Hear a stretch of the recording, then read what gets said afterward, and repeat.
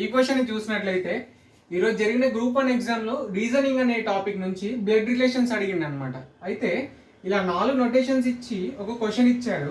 ఆ క్వశ్చన్ని బేస్ చేసుకొని ఈ 4 ఆప్షన్స్లో ఏది ఫిట్ అవుతుందో కనుక్కోమన్నాడు. ఇక్కడ ఫస్ట్ ఆప్షన్ చూద్దాం ఒకసారి.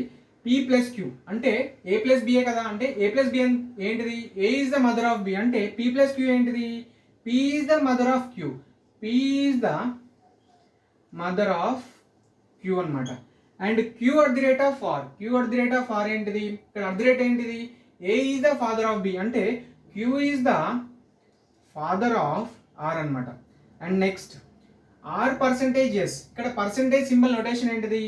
ఏ is the doctor of B. అంటే R is the doctor of ఎక్సే కదా. అయితే ఇక్కడ ఆర్ యొక్క మదర్ ఎస్ఏ అవుతారు కదా. ఆర్ యొక్క మదర్ ఎస్ఏ అవుతారు కదా. అండ్ ఆర్ యొక్క మదర్ క్యూఏ కదా. సారీ, ఆర్ యొక్క ఫాదర్ ఎవరు? క్యూఏ కదా. అంటే Q and S wife and హస్బెండ్సే కదా.